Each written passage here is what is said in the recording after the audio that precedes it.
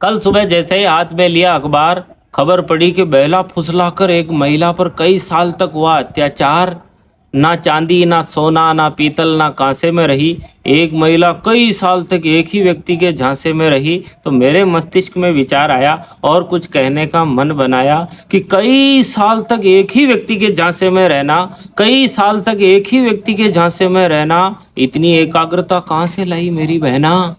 तरह तरह के तथाकथित अत्याचार सहती हो, सौंदर्य, पैसा, प्रॉपर्टी, रुतबा, इस झांसे में ऐसा क्या है जो तुम इस झांसे में जाने के लिए तैयार रहती हो। छेड़खानी, अश्लील हरकतें, जोर जबरदस्ती, अत्याचार, मान सम्मान, स्वाभिमान पर प्रहार, ये सब घटनाएं तो समझ में आती है, लेकिन जो औरत पति के बोलने से पहले उसके मन की बात जान जाती है, वो किसी और के बेलाने फुसलाने में सालों तक कैसे रह जाती है। एक विचार ये भी भेजे में भंडाया कि इतने साल तक बेलाने फुसलाने की सेवाएं लेने के बाद ये पुलिस स्टेशन जाने का विचार कैसे आया। अचानक संस्कारों की आंधी आ गई थी या सामने वाले के बेलाने फुसलाने में कमी आ गई थी। यहाँ तो साथ जीने मरने की कस्में खाने के बाद भी प्रेमिका छोड़कर चली जाती है। रोज रोज नखरे उठाने के बाद भी घरवाली गुर्राती है। और आदमी जिसके साथ साथ फेरे लिए उससे तो जिंदगी भर डरता है। फिर ये बेलाना फुसलाना ऐसी कौन सी कला है जिसके दम पर इतनी बड़ी बड़ी सफलताएं प्राप्त करता है, जिसकी चारों दिशाओं में महिमा अपरंपार है।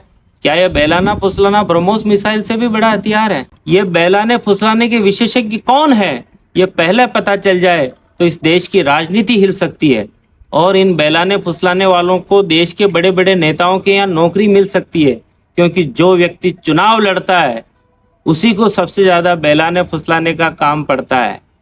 बहनों के साथ साथ भाइयों, तुम भी ध्यान दो, प्यार करते करते जाने कब बेलाने फुसलाने का मामला दर्ज हो जाता है और मकान, वाहन, प्लाट से लेकर के बैंक बैलेंस तक किसी और के खाते में मर्ज हो जाता है।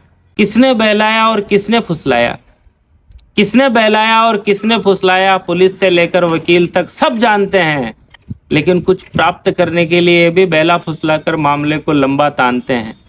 कई बार पर्दे के पीछे का सच मामूली वाद विवाद होता है और फिर झूठे मुकदमों से न्याय व्यवस्था का समय बर्बाद होता है।